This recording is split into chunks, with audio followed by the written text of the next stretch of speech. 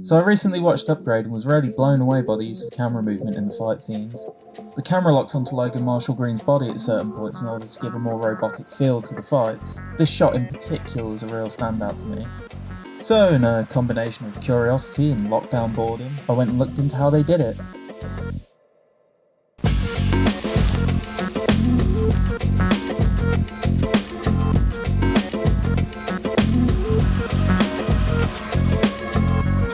They had a camera hooked up to a rig that tracked an iPhone attached to him. This meant that whenever he moved, the camera would follow him. As cool as this is, I'm on a budget. So I turned to After Effects. I'm going to start by emulating some of those walking shots. So first I grabbed some footage from Pexels, which is a free stock footage website. Start by making a new composition that matches the resolution and frame rate of the source clip.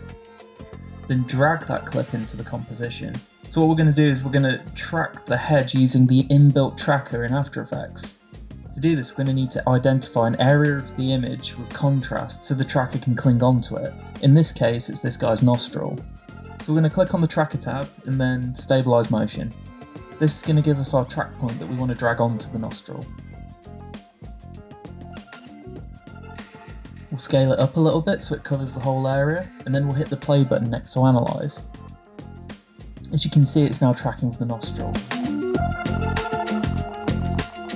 So once this is finished, click apply and then OK. This has now applied all of that tracking data onto our composition, so if I was to play it back, you'll see that the head has been locked onto.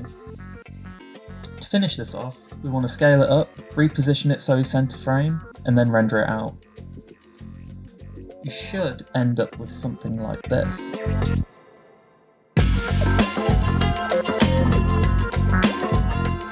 Now we're going to attempt that epic backflip shot. In order to accomplish this, we're going to need to use a wide shot of someone doing a backflip that we can then crop into to do our effect. I would recommend using 4K footage, as there would be less of a noticeable drop in quality. Due to the amount of movement of our subject, we're going to need to keyframe the shot using position and rotation. You will need to click on the stopwatch symbols in order to animate these values. So, once you've done that, use scale to crop into the image and use position and rotation to frame the image so his back is lined up vertically. Skip a few frames forward throughout the clip and adjust accordingly to make sure that this is consistent throughout the shot.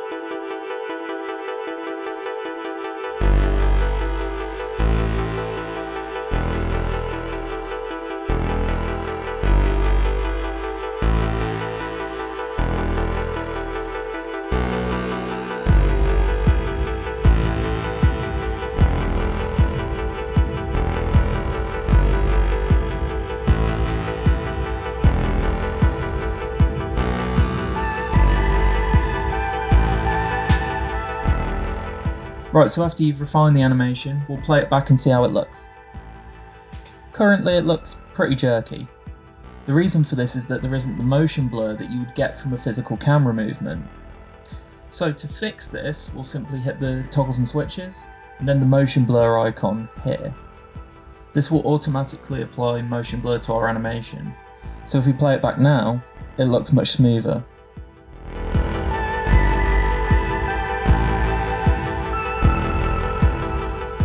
If you guys have any questions or even suggestions for another tutorial, let me know in the comments below. Catch you in the next one.